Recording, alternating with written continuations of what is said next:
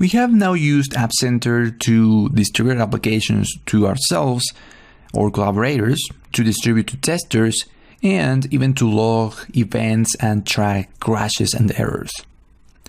But what we want to do eventually is from the App Center to be able to distribute to app stores as well.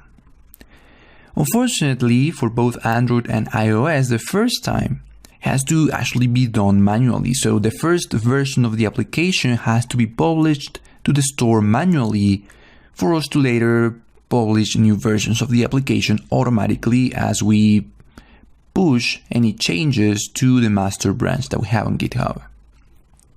So that is why I am going to show you in this lecture how you can publish the Android application. Hopefully, though, you are already quite familiar with the process.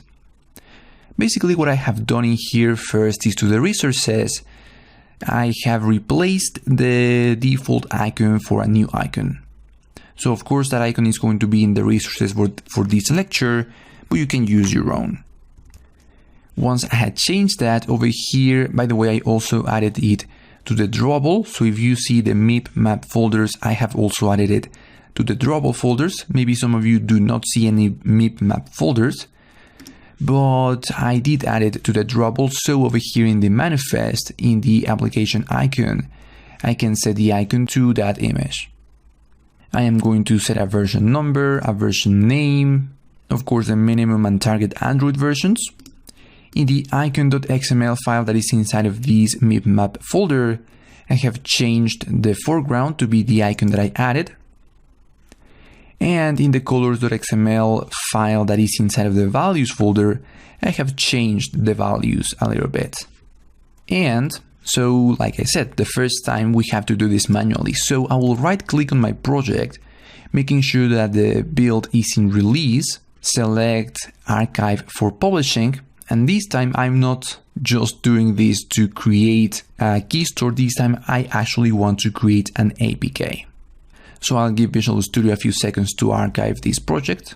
I already had one archive with the same version, so let me just get rid of this one and use the latest one. And this one is the one that I want to sign and distribute.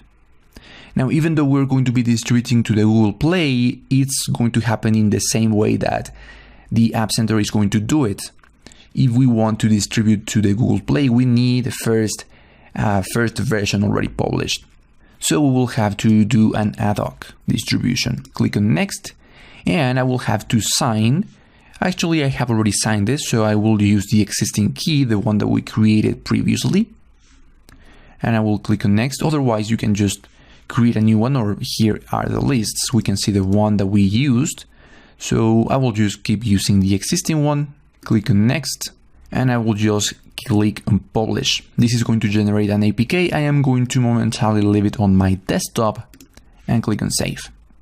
And now the APK is going to be there on my desktop. Now the next steps are going to have to be done directly on Google Chrome or, just in the Google Play console website. So let me go ahead and navigate over there.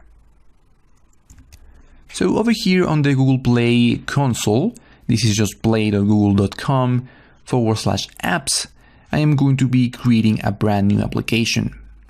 I am going to set this in Spanish just because the content of the blog that I'm using for the RSS is in Spanish.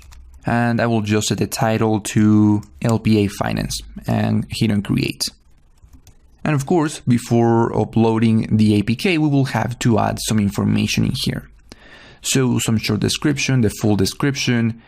I will also need a few screenshots. I already include a few screenshots. I already added some screenshots to the resources that you can download, as well as a high-res icon and the feature graphic over here.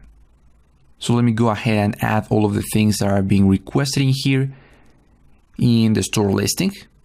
And you go ahead and add yours as well. So I have added the short description, full description, the screenshots, the images, set this as an education type, set the website, email, everything. Now, before going for the rating, I will now upload the APK. I will have to publish this as production, by the way. We could, from the App Center, also distribute to alpha and beta tracks, But to be able to actually publish to the store, there has to be a published production version of the app. So I will create a new production release. I will click on continuing here and upload my file. So I will go ahead and search for my file on the desktop, upload this APK, set a name for this release. This is going to be first version. And we can set something new now because I set this to be Spanish. I have to provide this in Spanish. Notice that there is actually a Spanish coding here. I could even set many different release notes for different languages. I'm just going to set this something here. And the file has been uploaded now. Let's just click on save. And as soon as we save this, it means that we can go over to set the content rating. So we will have to answer some questions in here. Once we get a rating after answering the questions, we can apply it and go over to price and distribution and set how much our app is going to cost, where is this going to be available, if this is primarily child directed, if it contains ads, and all the information that is needed in here. Click on Save Draft. And once we see everything in green over here, we can go to App Releases, edit the release that we have created for production, go down to Review, and start the rollout to production. And now we are entirely at the mercy of the Google team. We will need them to publish this application before we can head back to the App Center and actually start sending new versions directly to the Play Store and automatically as we send new versions to the master branch inside of our repo. So hopefully this is nothing new to you. We are simply sending these to be published. And as soon as we see right now, for example, this is pending publication, but as soon as this is published, we're going to be able to go over to the App Center and link the Play Store, the Play console, to our application. So new versions are actually created automatically. For now, I'll just have to wait. And of course, through the magic of video and content in the next lecture, I'm already going to show you immediately how to do it through the App Center. Just keep in mind that for you to take the next lecture, your application must already be published.